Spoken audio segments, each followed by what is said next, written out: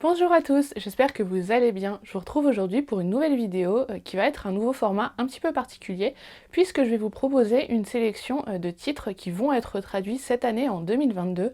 Il peut s'agir de titres soit que j'ai déjà lus et que j'ai appréciés en VO, soit qui sont dans ma pile à lire, soit simplement qui me font très envie et donc j'avais envie d'attirer votre attention sur ces titres. Il ne s'agit évidemment pas d'une liste exhaustive du tout, c'est simplement une idée que j'ai eue la semaine dernière en préparant ma vidéo concernant les sorties de 2022 qui m'intéressent. Je vous la remettrai d'ailleurs en haut de l'écran. Mais donc voilà, n'hésitez pas si vous avez d'autres titres à suggérer qui selon vous sont importants et ne doivent pas être ratés cette année, n'hésitez pas à les rajouter en commentaire. Vous allez voir que certains titres sont déjà sortis au moment où je vous parle parce qu'on est déjà bien avancé dans le mois de janvier, mais c'est pas grave, j'avais envie simplement de vous en reparler au cas où vous ne les aviez pas vu passer encore. Mais donc on va commencer tout de suite avec justement un titre qui est déjà paru. Il est sorti il y a 10 jours, il s'agit de Lore Olympus de Rachel Smythe.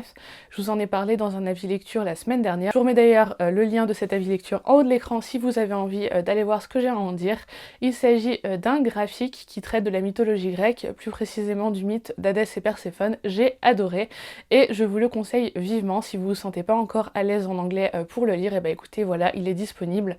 C'était vraiment très chouette, autant le style que l'histoire. Donc si comme moi vous êtes fan de mythologie grecque, eh bien n'hésitez plus et foncez. On reste au mois de janvier, également un titre qui est déjà sorti, puisqu'il est sorti le 13 janvier. Il s'agit de la suite de The Windsor Knot de S.J. Bennett. Il s'intitule Bain de minuit à Buckingham. C'est donc un cozy mystery. Je vous en avais parlé dans ma vidéo dédiée aux cozy mysteries. Je vous la remets bien évidemment là encore en haut de l'écran. C'est une saga de cozy mystery dans laquelle on suit Sa Majesté la Reine Elisabeth II.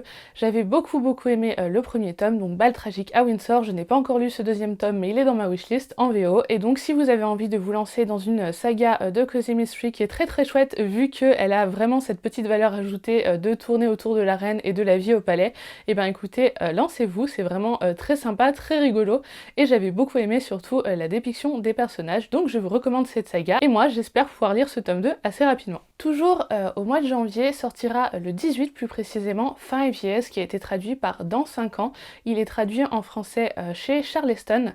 C'est un roman que j'ai vu passer sur les réseaux, notamment par le biais des lectrices Charleston. C'est apparemment une romance, j'en sais pas grand chose.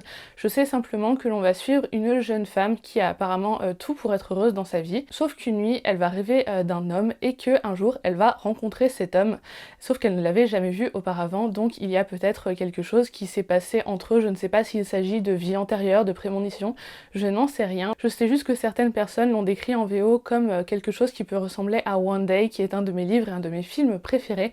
Donc celui-là, il est dans ma wishlist en VO et je me suis dit que ça pourrait aussi vous plaire. Donc le voilà, n'hésitez pas à me dire s'il vous fait envie à vous aussi. Dernier livre pour janvier, je l'ai lu celui-ci. Il s'agit de la traduction de Deadly Education de Naomi Novik qui a été traduit par Éducation meurtrière.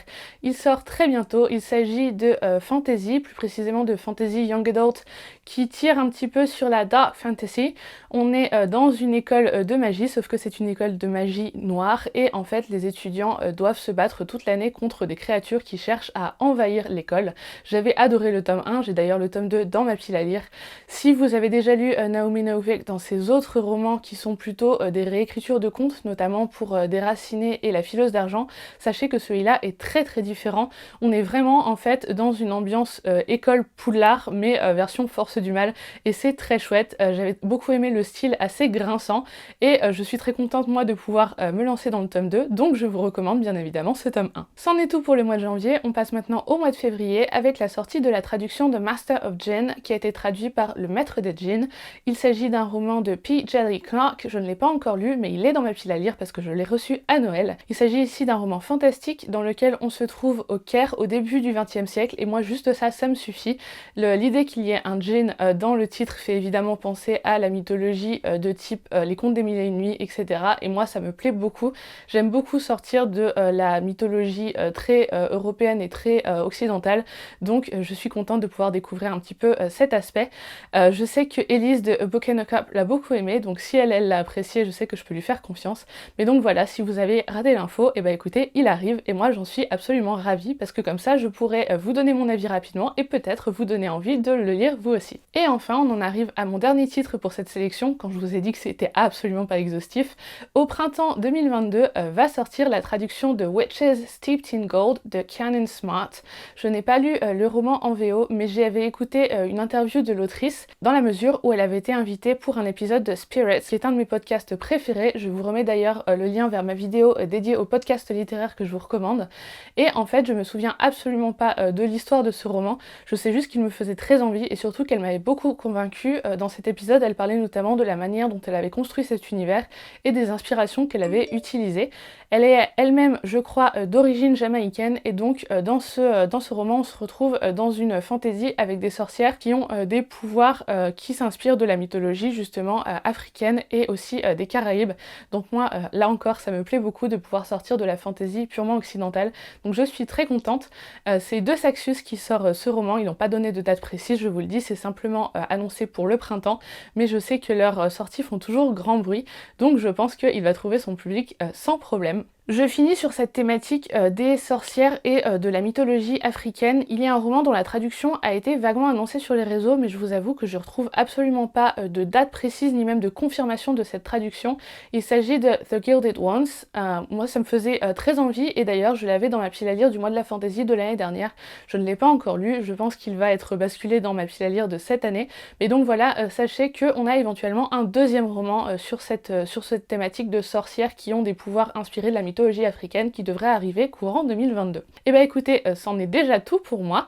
J'espère que cette vidéo vous aura plu. N'hésitez pas à me dire si ce nouveau petit format vous plaît, si vous avez envie que je vous fasse un petit point comme ça de temps en temps.